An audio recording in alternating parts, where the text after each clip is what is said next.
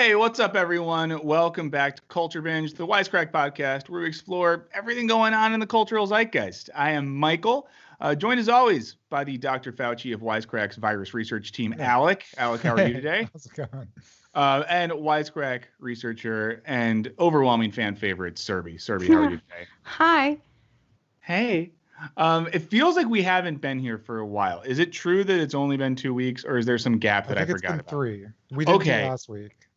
That makes me feel less crazy. So we're excited to be back. There's obviously a lot to talk about because somehow the world keeps turning even when we are not podcasting. So to get started, we're going to keep going with this trend. We're cutting out chaps still because the world is a chap unto itself. So we're just going to hit some slaps, let you know things that we've been enjoying that are making us happy. So let's start with Serby. Serby, what's something that's slapping, that's bringing joy to your life, that's helping you forget about the giant chap that is the world? Our fans. I love all the emails that we get, and there are so many wonderful recommendations.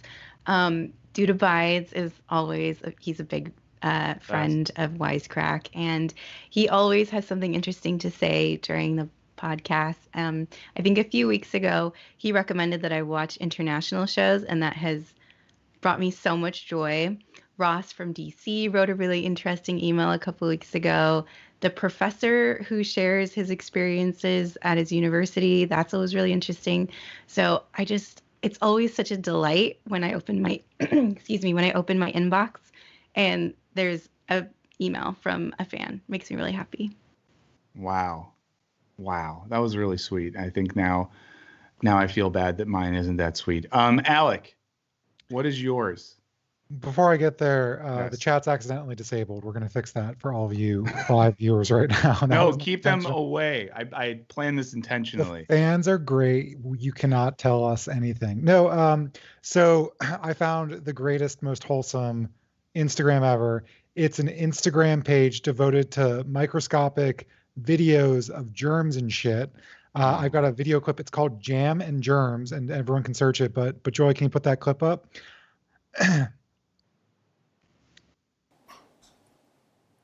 So, ew. For everyone listening and not watching, what we're seeing here is a tardigrade. Those are tiny little water bears. They're microscopic. They can live in the vacuum of space and all this crazy shit. I find them adorable. Apparently Burns thinks they're disgusting, but the Instagram page is full of like all kinds of weird shit that comes under a microscope, and sometimes it's horrifying that this stuff is probably crawling on our skin, but I really like it, and there's nice little descriptions, and it's just been a wholesome part of my week. I'm really happy for you. A bear. Do you know why they call them bears? Because it looks like a little baby bear. Okay, maybe I'm gonna follow that so I can get more comfortable with the fact that I'm a living species in an organic world that's full of all types of weird things like that. I bet that thing is on your skin right now. I was about to ask. That. I remember in school when they taught us that things like lived on us. I couldn't sleep for like 2 nights because I kept feeling things crawling in my skin. It was horrifying, but I'm gonna get better at that. So everyone check out Jam and Germs. Okay, I'll be quick, and I will second Serby here a little bit. I love our fans, and recently, I've had some great Wisecrack fans who have hit me up on Instagram in particular, and shared great thoughts and been funny and nice and kind, and sometimes bullied me in a nice way. So I really appreciate that, and love you guys a lot. My slap is going to be the new HBO show, How To, with John Wilson. I don't know if anyone else has seen this. It's a new kind of like absurd found footage docuseries type thing, executive produced by Nathan Fielder of Nathan For You fame, where this filmmaker named John Wilson explores New York City with his camera and answers sort of age-old questions like how to have a better memory, how to put up scaffolding, how to start a conversation and be good at small talk. And he starts with these very small things, and it goes very interesting places. For example, the most recent episode, he starts exploring the question of how do you have a better memory, and he ends up at a conference in a hotel in Ketchum, Idaho, for the Mandela Effect Society, meeting people who believe in the Mandela Effect. So I don't know, check it out, and I find it kind of this sort of like documentary absurdism is nice right now. It's kind of weird. It was filmed in the pre-COVID world, so it's a good one. So check it out if you can. That's so interesting. Yeah, and I think you all might like it. I think the Culture Binge family in general might like it. Now we have a lot of fun stuff to talk about today. We're going to talk about everyone's favorite topic, college exams. We're going to talk about vaccines. We're going to talk about what it means to go home or not for the holidays. But first, I just want to remind everyone, if you like what we do here, subscribe, review, give us 5 stars, like it on whatever podcast service you use. And maybe if you're a social media person, tell your friends. That would be cool. We'd really appreciate it. So do that if you get a chance, and then we'll do something for you in return. So let's get into it. Time is of the essence. Serby, you're going to start off by telling us about the weird new dystopian world of college exams. Yes. So university students have had a tough time of it, like we all have, but their situation is a little bit more unique. So they've had to move out of their dorms really quickly. They've had to transition to online learning. And a new thing came about, which is exam monitoring software. So I first learned of this a couple months ago from my cousin who's in his 3rd year of university. And he was telling me how stressful it is to take his college exams. So many universities have contracted with exam proctoring companies that have this software that basically it's a highly intrusive. So Respondus is one such company, and they track your head and eye movements. They track your mouse clicks, and if you press a keyboard button, they record sound in your room, and they even lock down your device so that you're unable to access the internet or access any other information or other browsers other than the one designated for your exam. Some software goes a step further, and they require you to do a 360-degree scan of the room in which you're testing to ensure that there are no study materials or other people in the room. And understandably, many students are angry about this highly intrusive measure to prevent cheating. And some critics point that this software harms low-income students who may not have access to a personal computer. They may not have a webcam. And students with disabilities are also impacted because they might have special needs that are not accommodated by the software. Students with children or other dependents are also upset about this because they may need to avert their eyes from the computer, which could trigger an abnormality and raise a student's suspicion level. And students state that this software discriminates against people of color because facial recognition technology has trouble recognizing people with darker skin tones, particularly women of color. So there are people who have tried to verify their identification multiple times. And some software is so strict that if it's unable to successfully complete a facial recognition, students will fail the exam.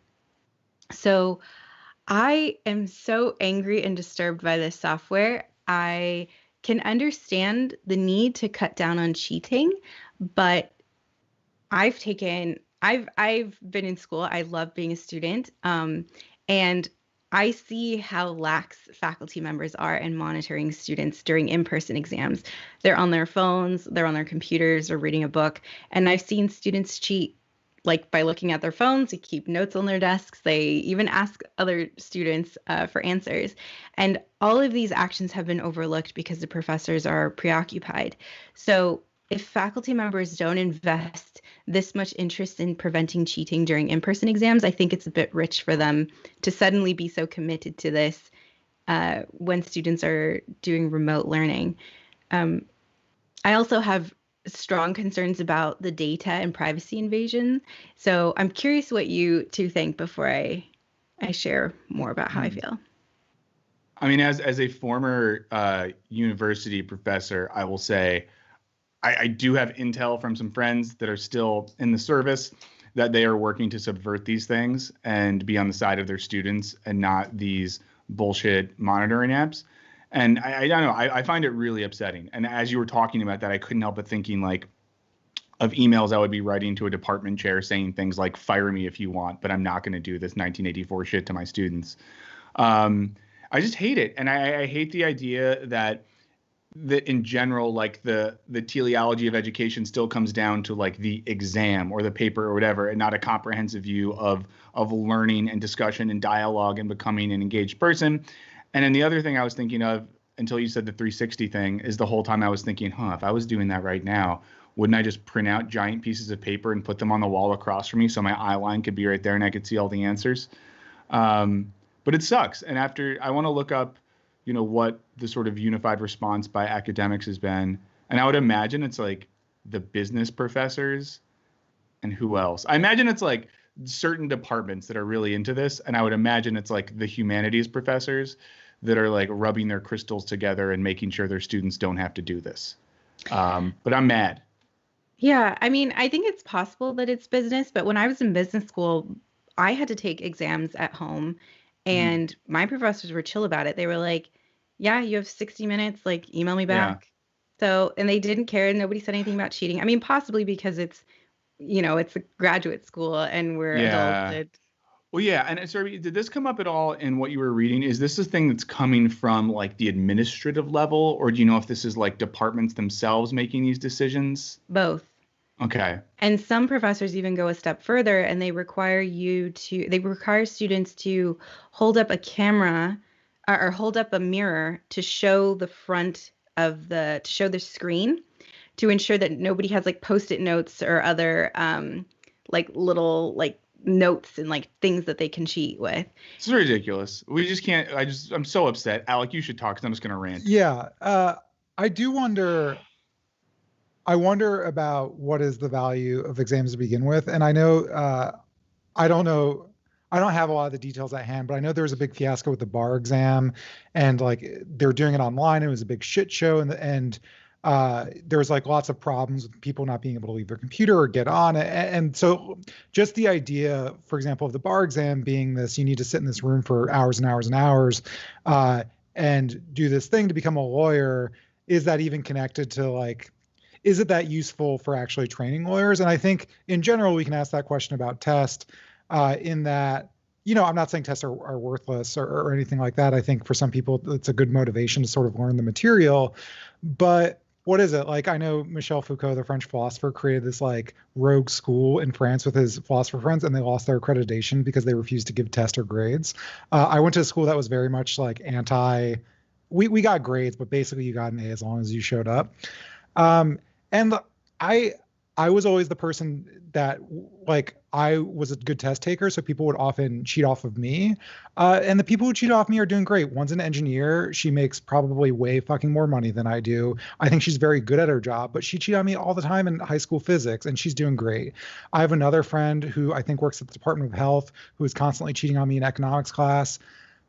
I think, that's one part of it. The other part is, I think especially for non-college students, in high school, middle, or all of the sort of pre-college, basically all your rights are stripped as a child because there's this concept called in loco parentis, which is like you don't have the same sort of rights you do in the world at a school because the school takes the role of your parents and they can basically strip you of all these civil liberties and all this shit.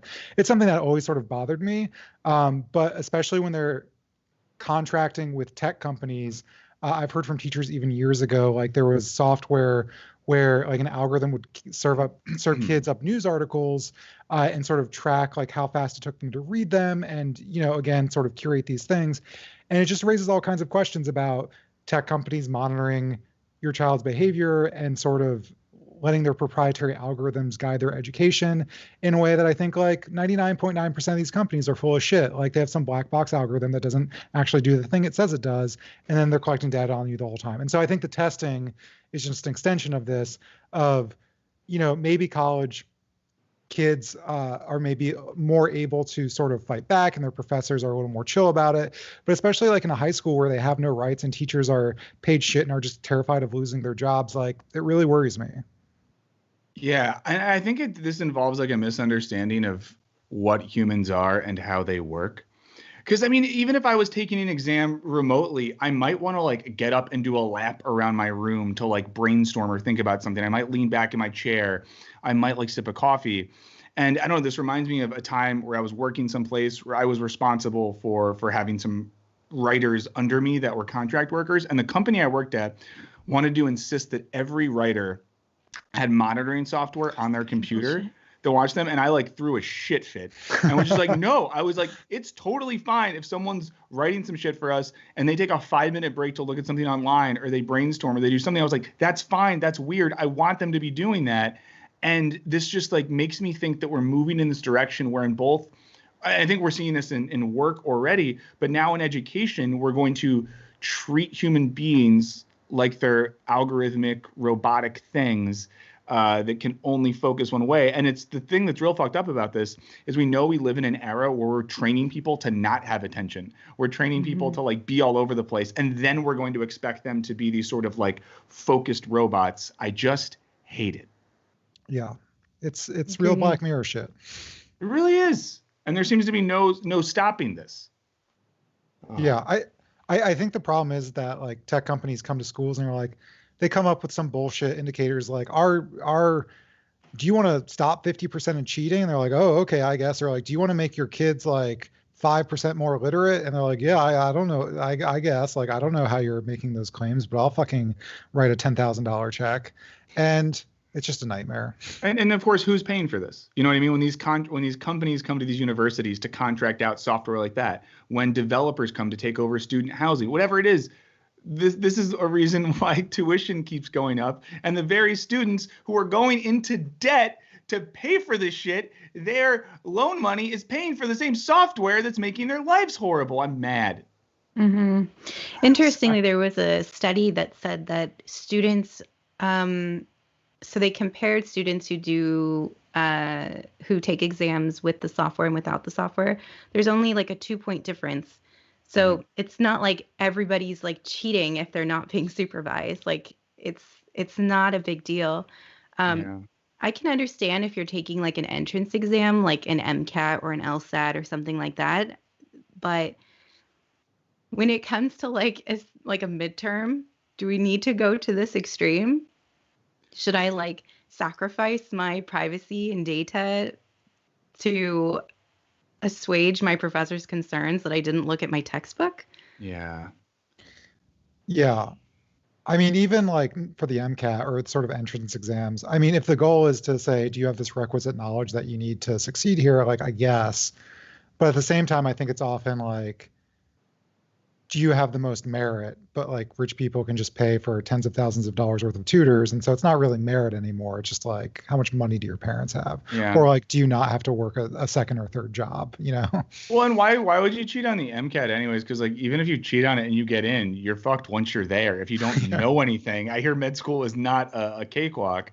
And I just think that's the difference, right? If you're, I don't know, like I think a couple times as an undergrad, I cheated a little bit on whatever, I'll say it.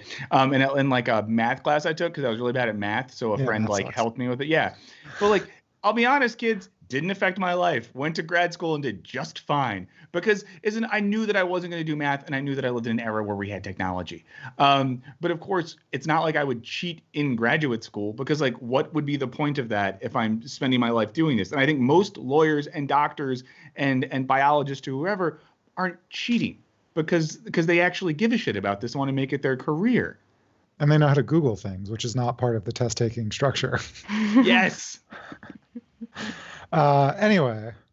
Okay. And sorry, can you think of one positive to any of this? I want to see if you can devil's advocate the whole process. No, I can't think of a single positive thing. I mean, it's not like you could say something like, oh, well, it helps students like learn how to use a new software tool. Like there's nothing. I can't think of a single positive.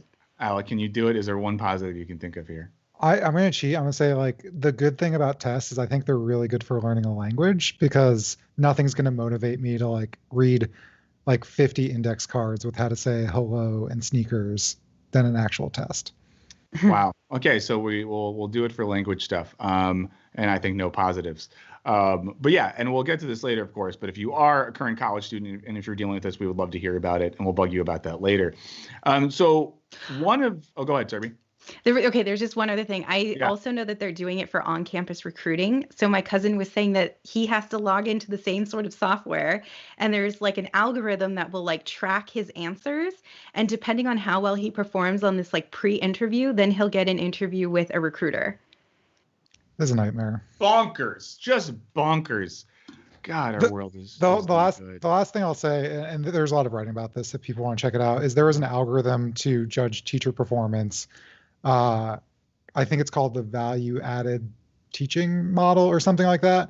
It's complete bullshit. It doesn't work, but like people paid, tens, if not hundreds of thousands of dollars for this thing that just didn't work because there was no transparency in the algorithm, so they could say whatever the fuck they wanted to say, and a lot of good teachers are fired. Yeah. But I think we should have these standards or the skepticism when it comes to like who's getting into school in the first place. Yeah. God, being evaluated as a teacher sucks. Those are the worst afternoons of my entire life. Okay. So big news this week. I think something that we all heard about, we all woke up to news about, we were very excited about, is news about this Pfizer vaccine trial. And they came at us with some pretty hot stats that I don't think anyone was expecting. And luckily, we have an expert immunologist, virologist, vaccine Stop expert. Saying that. That's really come to him with actual medical advice. But Alec, tell us what we need to know and what our expectation should be and all of your expert analysis about the COVID-19 vaccine news. Okay, I just want to say I'm not I can't even say the fucking word to speak he's being to. Humble. He's just humble. I've read things and not like weird Google searching that anti-vaxxers do. But anyway, here's the basic premise for anyone who doesn't know. Pfizer, along with BioNTech, which is a German company, developed a COVID-19 vaccine. They released a press release that said they're in the middle of the trial, but they said so far it looks like it's 90% effective, which far exceeds anything people were expecting. Oh, maybe it's 60% effective. Basically you have a 60% chance of being protected against COVID if you get this vaccine, which again, 60% still good, but 90% is basically amazing. People are very excited. People are like, oh, is the end in sight? Just some sort of, I guess the boring stuff out of the way. It's a vaccine that needs 2 doses. It's an mRNA vaccine, that's messenger RNA, which we've never, at least in humans, had a vaccine sort of distributed like that. And it's kind of cool because instead of saying like, hey, here's the dead virus or the live virus for your immune system to attack and learn how to attack, it sends little messenger RNA into your cells that are like, okay, this gives me instructions to make this protein. That protein resembles the COVID-19 protein, and then your antibodies react to that protein. So you're turning your own cells into this little factory of just this little tiny piece of the virus that your immune system can learn to fight, which is really cool, but also is really shitty in a lot of ways, just in that it's very hard to store. It has to be very cold. A lot of hospitals and places don't have specialized freezers to properly store it, and so they're working on that. But it's also probably going to be a nightmare for distributing this in places like, that are a little less developed, even if that's rural places in America or rural villages in, say, like Africa or Russia or anything like that. So there's good and bad. But what really interested me is I'm always very interested in bad science journalism. And I'm not saying any of the science journalism here is bad, but I think the way this is getting interpreted is should lead to some skepticism. There's actually a pretty good Vox article which criticizes the idea of science by press release. Mm-hmm. And now, so the way the vaccine or any drug process works is there's a trial. That trial publishes the results. They get scrutinized. There have been problems with COVID-19 vaccine research in that things were a little bit opaque. And basically there was a lot of pressure saying, hey, Pfizer, all these other companies are getting all this public money. You need to show what is the actual process of these trials so that like other scientists can scrutinize them. And that's happening now. But what Pfizer did, instead of finishing the trial and saying, here's the results, we're going to publish them in a peer-reviewed place, and then everyone's going to scrutinize them, they released a press release that said, hey, we're not going to show you the exact specific results for you to scrutinize. We're just going to say it's 90% effective. Trial's not done. Now, I'm not saying that this means the vaccine is automatically bad or anything. Eventually, they will need to go to that process of publishing it and getting scrutinized by scientists. And I think at that point, like, I sort of trust the process. There's lots of good scientists who are, aware of the fact that this is sort of a rushed process and we need to make sure that it's as safe as possible. So I don't want to freak anyone out. I don't think anything like that, as long as the process is allowed to go through, is going to happen. At the same time, they released this press release. Their stock price skyrockets, and their CEO sells a bunch of that stock. Now, there's basically conspiracy theory-esque being like, he knows maybe the long term, like, it's maybe not 90% effective, maybe it's only 60 or 70% effective, and he's dumping the stock before that comes out. I don't. There's no evidence to support that, except that it's just shady as hell. But this Vox article talking about this is a larger problem of science by press release. Even in COVID-19, there have been lots of cases of things that are very hyped through press releases, and then the process happens, and then that hype gets deflated. So this is from the article. Back in May, Moderna, another company with a coronavirus vaccine that's far along in clinical trials, put out a press release about promising phase 1 results. While it first caused the company's stock valuation to swell, vaccine researchers point out in stat that the information in the press release was far too preliminary and vague to gauge whether the vaccine was actually working. Also, remdesivir in April, the National Institute of Health announced via press release some promising results for hospital patients. Later, further studies complicated the picture of the drug's effectiveness, and today it's not clear that remdesivir carries any benefit. This was touted by many people sort of in the press and in government as basically a cure, or not even a cure, but a wonder drug in the case of COVID. And the article goes to talk about Regeneron drug REGN-CoV-2, which President Trump called a cure in October. Most of what we know about its effectiveness comes from a September 29th press release about a multi-phase random double-blind clinical trial involving only 275 people. It's a very small number. The Pfizer trials are in the tens of thousands of peoples.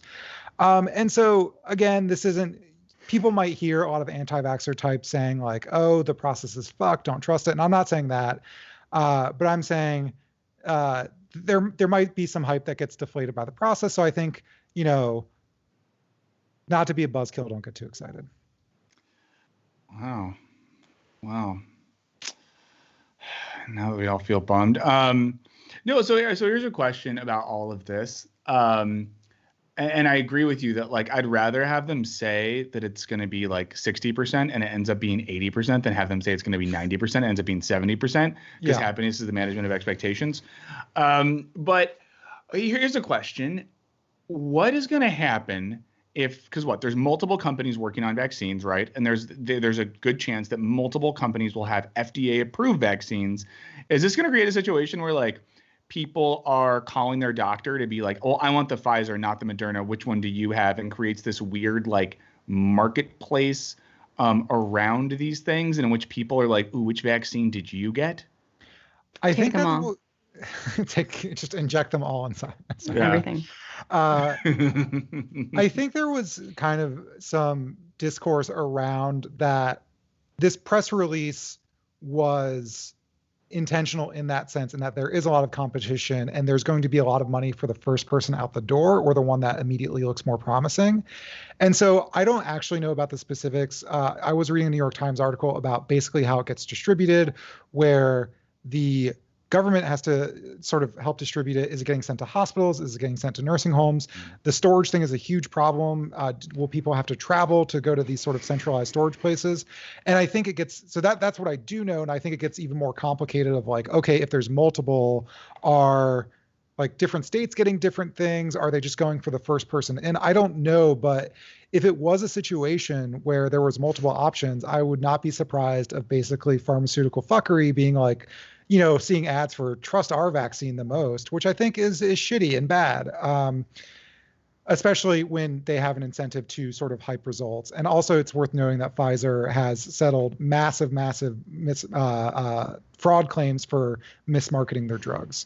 Oh, great. I need 2 seconds I think there's noise coming from my speaker. Okay. Wow. I've always been cautiously optimistic about a vaccine. Like, I do think that there will be a vaccine. But I'm never really too excited when I see something in the news about it, because it still has to go through the peer review process. It still has to be distributed. So I just try to take it like with a grain of salt. Like, yeah, eventually we'll get there, but I'm not involved. So I'll just hang back until I have more info and everything is Yeah. settled. Well, I think like the scariest thing with all this too is, and I get why our dumb human brains do this, but I've known people that for months we've heard, there might be a vaccine by late 2020, early 21. And I think people's minds just go, cool. Well, whatever day it's approved, I'll automatically have it inside my body and it'll be there. And I think a lot of people's brain doesn't then jump to just because it's approved, it could be 6 months until I have access to this thing. And there was I forget who wrote it. There was an editorial in the New York Times this week by two doctors or scientists that was kind of saying like, hey, the reaction to this shouldn't be everything's fine, let's be reckless now.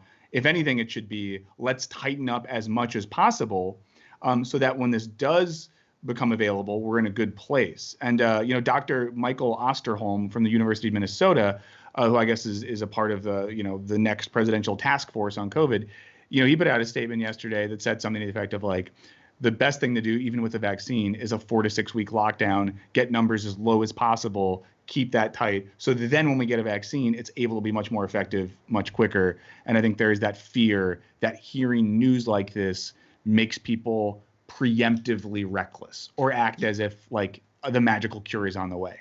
Yeah, and I think public health officials are worried about that. And I do want to clear up one thing in the comments. Everyone's like, this isn't a Pfizer vaccine, this is a German vaccine.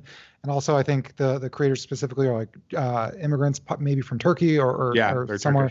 So yes, it is developed by a German company who didn't have the know-how or the resources to do large-scale clinical trials, so they partnered with Pfizer, who did all that stuff. So I don't mean to try to take all of the glory to the American Pfizer because Pfizer sucks. But to your point, yeah, I mean, the greatest thing with a vaccine, like the way that outbreaks of normal diseases often works, let's say like smallpox or even, polio in countries that don't have a lot of polio is, there's an outbreak and, there's a confirmed case, this person who later developed smallpox walked into a bar. We're going to find every person who's in that bar and give them this vaccine. And then you're talking about inoculating a handful of people instead of hundreds of millions of people. And so right now, Anthony Fauci said something to the effect of, we expect to hopefully get this vaccine to everyone by April. But, again, through this like huge public infrastructure, huge investment. And I'm not saying that that's bad, but like if we were in a better place where there was less cases, we could do basically a containment strategy. And then we wouldn't have to be sitting inside all day, not seeing our family for Thanksgiving. Yes. Yes. Sorry, go ahead, Serby. I'm really nervous to take the vaccine. So my body doesn't react well to vaccines. Like when I took the Hep A vaccine, I had hives for 2 years. 2 years? Covering my entire body. I thought you were going to say days. Constantly. So it wasn't just like, I had it for like a couple hours. Like it was 24/7 for 2 years I had hives. And when I take the flu vaccine, I have a lot of problems with that as well. And so I'm so nervous to take the COVID vaccine. You should talk to your doctor. And because, for instance, the flu vaccine is incubated, I think, in chicken eggs, and some people are allergic to it. And so there's like hypoallergenic versions of the vaccine. If anyone has reactions to stuff, that could be why. And so people can have whether sometimes they get fever, sometimes they get rash, stuff like that.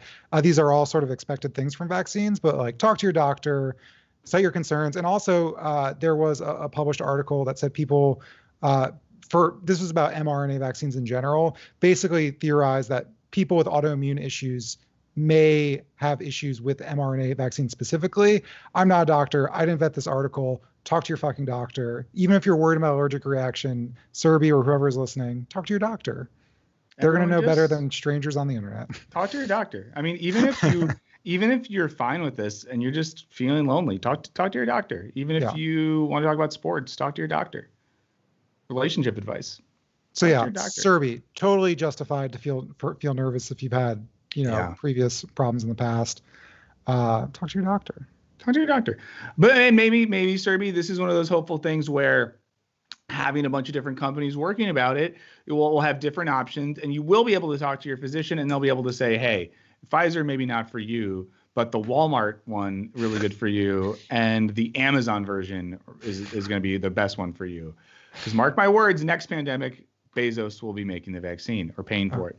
I also want to say too, Alec, just with talking about Pfizer, I do feel like I'm trying to like mentally wall off my hatred, and that the scientists who are the researchers are awesome.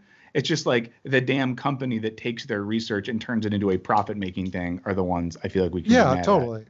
And that's the thing I wish anti-vaxxers understood is like there's this like evil infrastructure, but like the science, when science, the evil infrastructure causes some not great things, but like science is still, we've got peer review, we have independent scientists who can publish articles being like, hey, you're doing a fraud here, stop doing that. And yeah.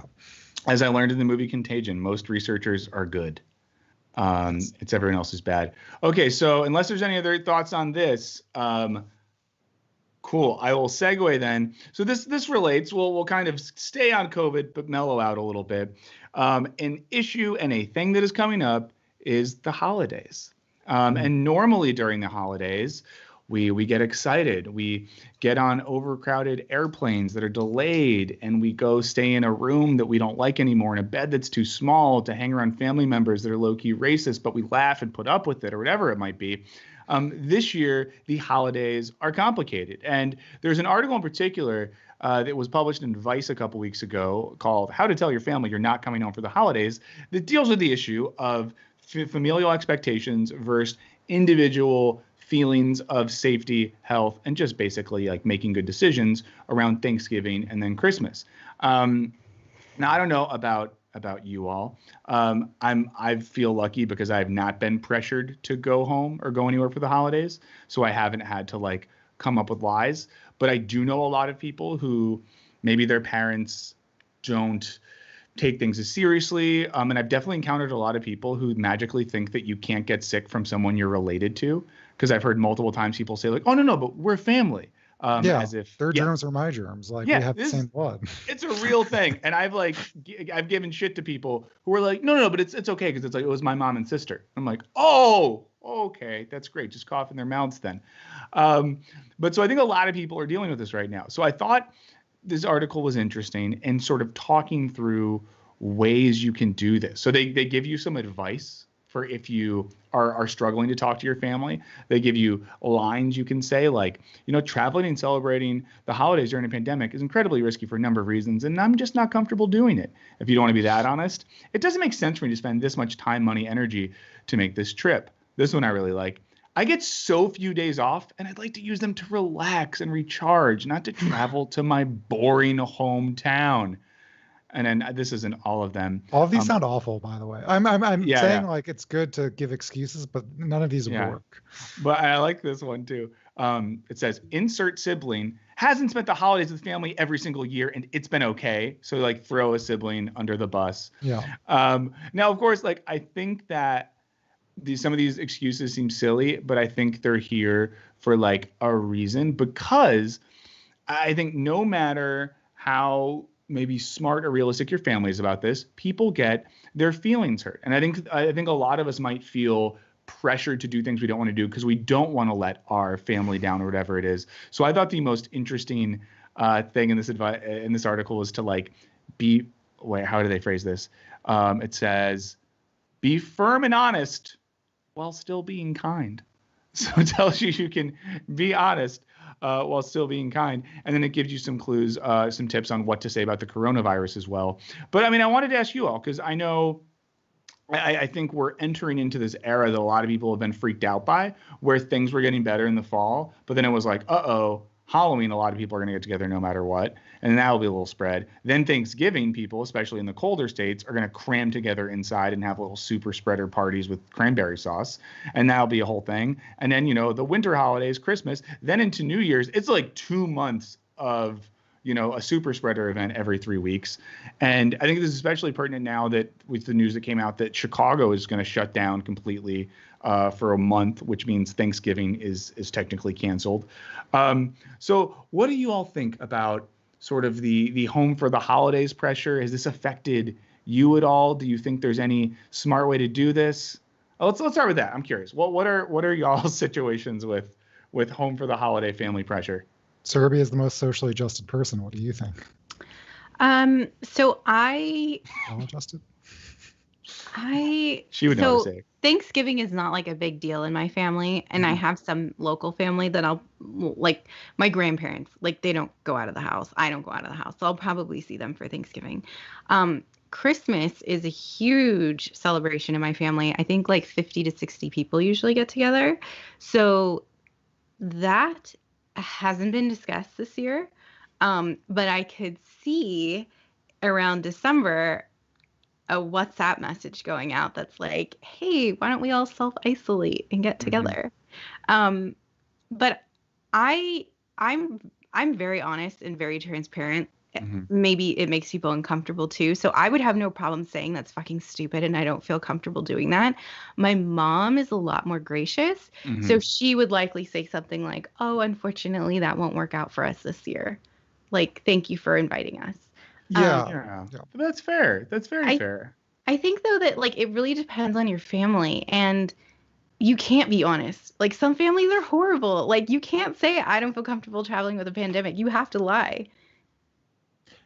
The thing that I run into is like a grandparent asked me if I was coming. This was like a month ago. Like, so you guys aren't coming down for Thanksgiving, are you? But it was kind of like an invitation, and I said no, but I wanted to be like, no, and how dare you? Like, you live in Florida, which is a nightmare currently. So there's that. But I'm a bad person. I think the other tricky thing is going to be, and this is going to get trickier the larger the gathering is like people in my family were like, oh, let's all quarantine for 2 weeks and then spend Christmas together. And at first I was like, yeah, that might be okay. And then I started to think about it. And I just think people aren't aware of the things that they're doing that are risky behavior. Like, people's ideas of quarantine might be different. And like, when it's just about like a couple members of my direct family, like I have a pretty good sense of like, I'm pretty sure this person thinks quarantining means like eating outside at restaurants and like getting his hair cut like 13 times. So like, even if he says he's quarantining, like I don't trust it. And then there's other stuff like that. But then when you're talking about like, let's say 20 people, it like what level, that's a person I know. Then there's the people that you don't know, like, you know, is your grandma having a poker night with her like 18 friends, but that for some that they're in a bubble, but not everyone knows that they're in a bubble together. And so that freaked me out. And even me personally, I was like, hey, I can quarantine for 2 weeks, but because I live in an apartment building, I really can't like truly quarantine and not leave the house because like I have to go in common areas to throw out trash and see people. Sometimes I'm not wearing a mask and just stuff like that. And so I think that's also what worries me is like we're quarantining, but no one's actually quarantining. Yeah. And I think with that, I've heard some friends and family talk about doing similar things. But then I'm like, well, if you're also not testing, then that just means nothing to me. Like, if I had family that wanted to do a quarantine thing, I'm like, okay, well, then I would want everyone to like test at the beginning, test at the end, and be really sure. But it just seems like in all the examples we've seen of people trying to do normal stuff, and I hate to bring this up again, the only group that's made it work is the NBA. The only group.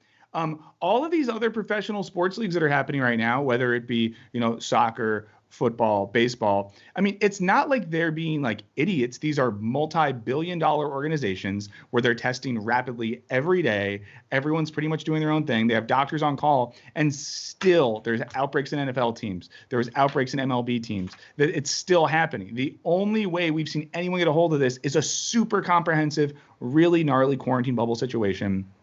And what I worry is that I think what we do with family, or what I worry about, is everyone self-exceptionalizes. So their family's the safe one. They're the good ones that no one has to worry about. And I think, you know, and it's a little like silly to say, but when everyone exceptionalizes, then there is no exception, and everyone's putting themselves at risk. And I think the biggest thing that I worry about with Thanksgiving is it getting compounded by Christmas. So whatever spreads then goes there. But I still have sympathy for people, especially younger people, like college-age people or people right out of college, who might have pressure, who might not have had the thing yet where they've said no to their family.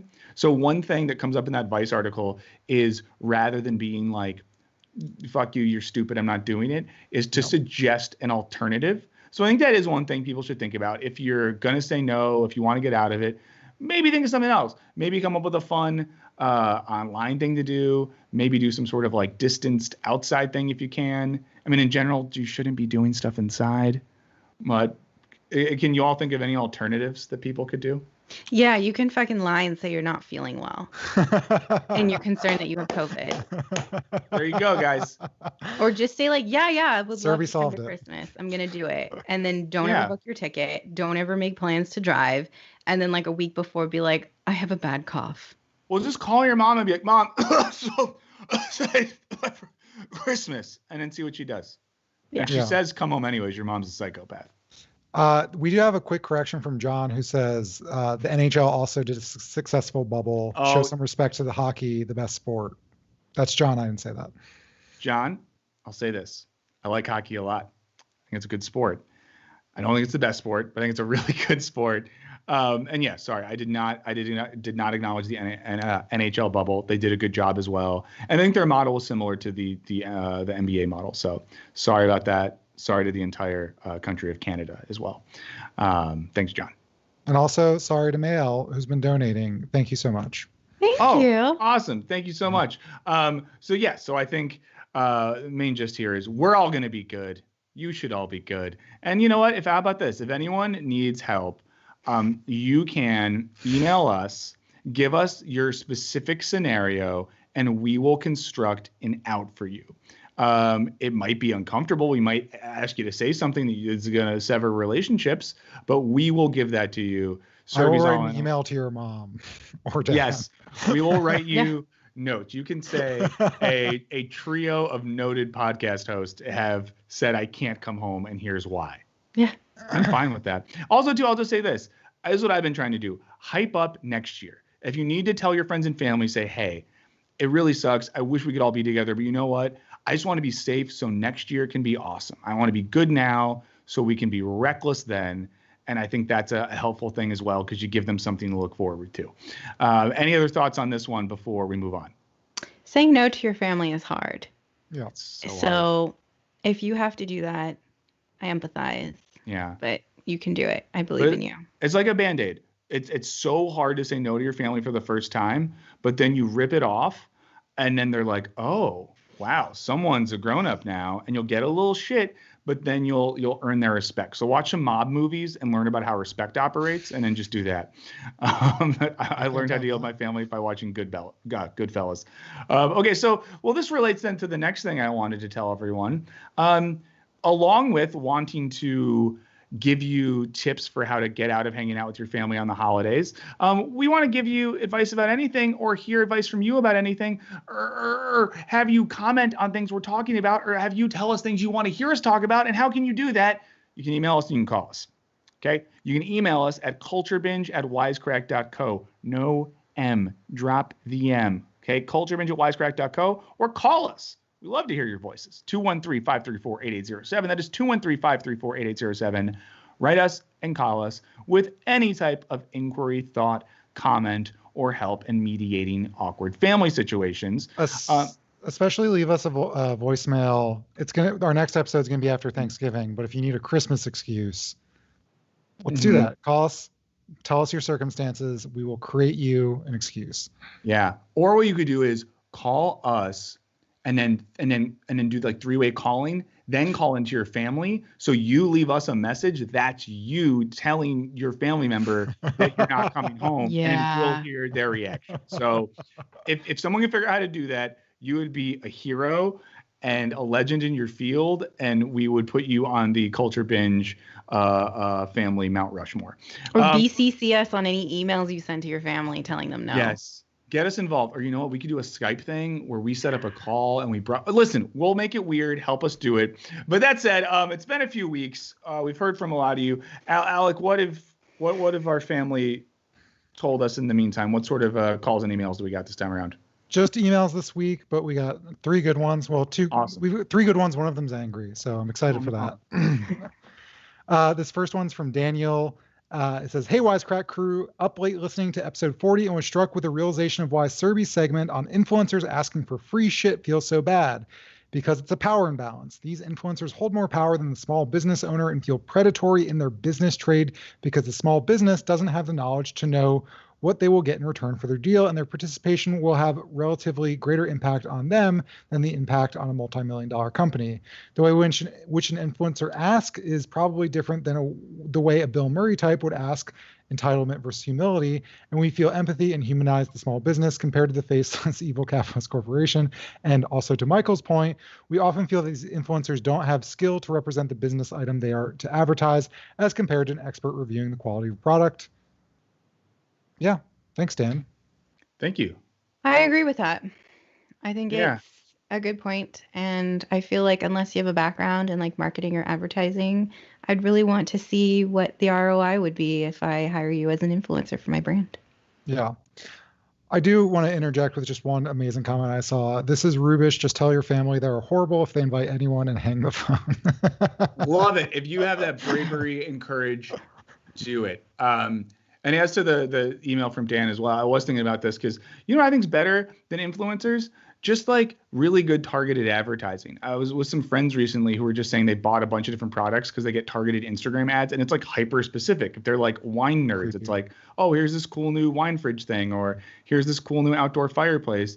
And at least that way, like, I don't know, I'd rather just see a targeted ad and read about it for myself than see some like, you know, loser jabroni tell me to get something because they got paid to have it. I got a targeted ad for a dog sleeping bag. I don't own a dog, but I wanted to buy a dog just so I could get the sleeping bag. Also, I love dogs, so this isn't a weird animal neglect thing. Wow. It is weird to hear the algorithm fail. You know what this means, though? The algorithm never fails, so you should have a dog by every metric. It knows I like camping and also knows I like dogs. And so really, it's even more effective because now I'm thinking about getting a dog. Anyway. Wow. What else do we got besides the algorithm predicting what you're going to do in the future? There's an email from Maria, which circulated all around the Wisecrack office. So last week or 2 weeks ago, maybe 3 weeks ago, we talked about Jeffrey Toobin, the New Yorker writer who was whacking it on a business call. He has since been fired. Yeah. Some other stuff came out. Apparently, he's like got a pattern of creepiness in different ways, not necessarily masturbatory. But here's Maria's email.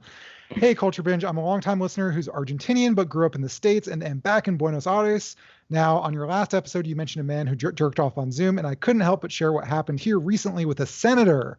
During a virtual session of Congress on Zoom, he apparently also thought he had his microphone and video off and proceeded to greet a woman next to him by pulling down her shirt and kissing her exposed breast. The worst part was his apology, explaining that she had gotten breast enhancement surgery a few days ago. Oh, well, he had to resign, of course. The resignation, I think, surprises me. But anyway, attaching an article so you can read more. Yeah. Thank you guys for your content. I'm such a big fan. Enjoy it so much. Wait, who is the person in relation to him? I think it was a girlfriend or a mistress. Okay.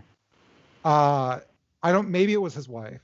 But I feel like if it's your wife, that's unfortunate, but it's not like predatory. Yeah, in my mind, it was like, oh, this is like a consensual thing that doesn't seem like a man being an exhibitionist. Yeah. But, you know, some countries just have higher standards for what their people in public office can do. And I'm not going to argue with that. I feel like if you wouldn't have told me the country, I would have completely thought that was from Italy. That just seems like a very Italian thing. Yeah, it seems like something Berlusconi would do. Yeah, exactly. Yeah. Should start dating Italian guys. Well, Serby, what do you think? I mean, I don't think it's that big of a deal. It's not like, I mean, it was like a consensual thing. It was just like, hey, how are you doing? Like if I saw that, I'd be like, oh shit. But I wouldn't be like, oh, fuck that guy. I feel violated. But there have been times where I've been on Zoom calls with like very inappropriate things where I have felt like that should be reported to HR. That this is not something, I mean, I would probably immediately slack him and be like, you need to fucking turn your camera off. Yeah. Wow. Yeah. I wonder too, I want to know more about this person. If they were like a bad, shitty politician, that's great. But what if they were like just man of the people, a real hero for the working classes of Argentina, and then they get fired just because they appreciated their wife? But probably not. They're probably a slime ball. We'll look into it. But thank you. That's like the best email ever. Yeah, thank you so much, Maria. Send us more emails about crazy shit happening in Yes, Argentina. Maria, can you be our Buenos Aires culture correspondent? Anything cool or zany happening in Argentina, just let us know. Ground reporting. Yeah. The last email is from Ryan. Ryan sent us a pretty salty email, but Ryan said that he is generally a fan. So I was like, you know what? Ryan said something nice and then said a bunch of mean things. And so I will read part of Ryan's email. The other part is yelling at me for hiking. I don't want to get into that. It'll be a whole thing. But here's Ryan's email. I was listening to your cult philosophy podcast today. I want to say I'm generally a big fan of everything Wisecrack, and especially you two, Michael and Alec. Where's the Serbia love, Ryan? But that's okay. But I have to say, I'm extraordinarily disappointed in your blindness to reality when it comes to the topic regarding the dating scene. Ryan believes it's hilariously naive. The AIDS epidemic in the 80s also had an effect, even arguably a long-term effect on dating, but it didn't lead people to abandon romantic interactions with strangers. I understand that being in long-term relationships for so long must have estranged you two from the reality of the dating world, but spontaneity isn't going away anytime soon. That's the one thing I want to talk about in this email, because I thought I genuinely like emails. We're often talking on the fly about I'm not a dating expert. As Ryan pointed out, I've been in a relationship and am disconnected from this world. So we love well-intentioned criticisms of what we're doing. But Serby, as the token single person, what do you think? Wait, Wow. I'm sorry. You know that I'm still heartbroken. I mean, Wow. this was really devastating to me. I don't know that we said that spontaneity would go away. I think that it's just opening up another avenue. But I don't know if I said that. Like, I think that dating will change. But I don't really remember exactly what the conversation was. Yeah, but also the thing that I think I disagree with is that AIDS like had a huge long-lasting impact, which I know Ryan says, but it basically killed free love. Large to this day, like lots of gay men I know are basically terrified of HIV, and so there's drugs that count. I forget what they're called, PrEP and the other word, but basically they are defenses preemptively against HIV, and like lots of gay men take them because they're horrified, and that gives them leeway to not to hook up with people and not necessarily always be terrified, but they're often terrified nonetheless. And so when it comes to like stigma against unprotected sex, obviously people still have unprotected sex. Obviously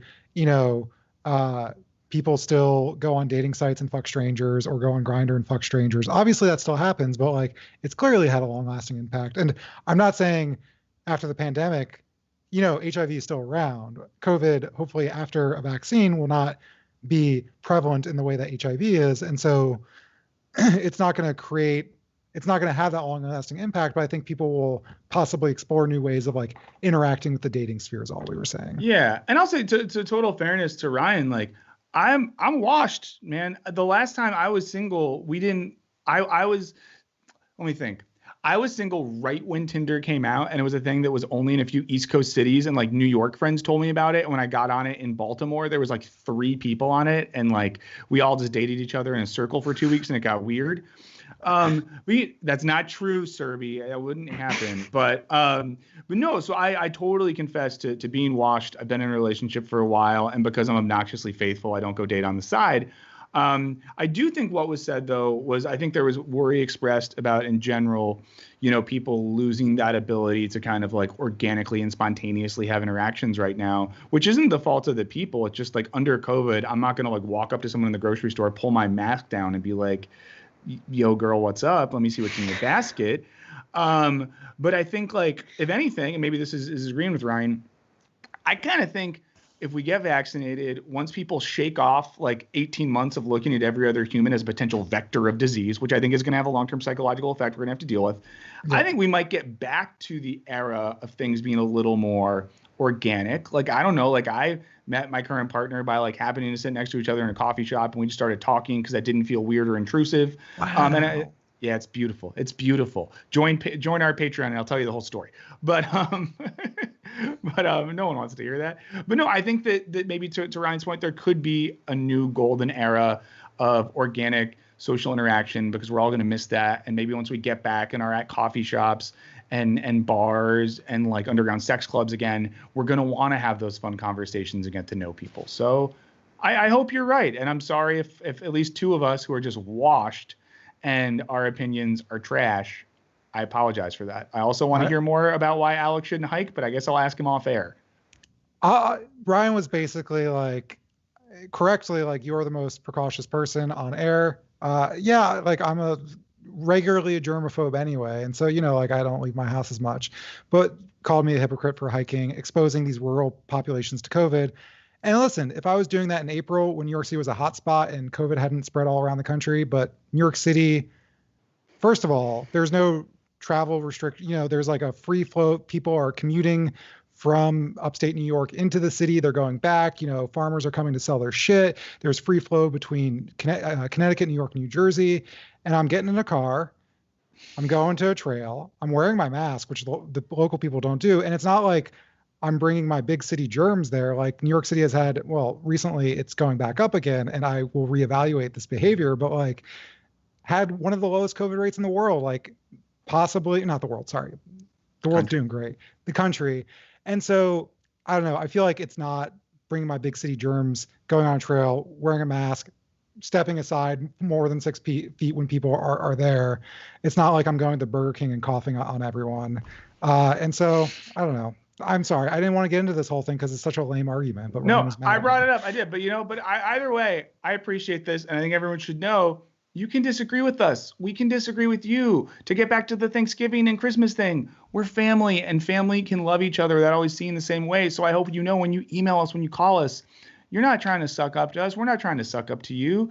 Let's be real with each other, okay? But let's do it in a spirit of knowing that no one's perfect, and we're all trying our best to live up to the spiritual perfection that we see around us. So, Alex going to try better, Ryan. I'm going to stay on him. He's going to try better. I want people to let me know if they think I'm trash for hike. Cause I feel like Ryan, respectfully, Ryan, I believe you're wrong about the hiking thing, but if 20 people email me and tell me I'm trash for going upstate and hiking, I want that feedback. Yeah, so Culture Binge at Wisecrack.co, 213-534-8807. Answer questions like, is Alec trash for going hiking? Are we washed for thinking that COVID is going to make dating weird? Do you know a really cool Italian guy that's looking to meet a really great person that I don't know Serby could talk about, because earlier she made a comment about wanting to meet Italian guys. I don't know. Use our email to get this. I think Serby's now going to say, please don't do that. Well, I was going to say, if you've been to a sex club, please let me know, because I've always been very curious. A friend of mine and I have talked about it quite often. There's underground sex clubs in LA right now that are staying open illegally that celebrities go to. I saw it on this Instagram account I follow. I can't get too into it, but it's happening. It's real. I have all the info. I know the password. I'll give you the password. You show up. You knock 3 times. Is this real? Say peanut butter M&Ms. The last 3 things I said are false, but there really are underground sex clubs that are, I guess, a lot of celebrities go to in LA that have illegally stayed open. I'm sure a lot of places have this. So if you know about sex clubs, call and write us. We'd love to hear about that from an anthropological perspective. Just don't say anything too weird. That said, besides emailing and calling, if people just want to see what you have to say, if they want to know what you think about the hot topics of the day, where can they find you online? Serby. Oh, Suri Patel 22 on Twitter. Alec. I'm on Twitter at Wisecrack Alec. Make a lot of dumb jokes. Your Twitter's great though. What's your Twitter? My Twitter is not great. Michael O. Burns, and then Instagram's the same thing. I just have underscores on both sides of the O. So come find us there. Come talk to us. And most importantly, come back in, wait a second, are we going to be here in 2 weeks? Because that's Thanksgiving week. We'll figure it out. We'll figure it out. Two-ish weeks. We'll be back soon. We'll be back in 2-ish weeks. Right? Call. We love you. Thanks for being here. We missed you. And we'll be back then. Later, guys. Bye.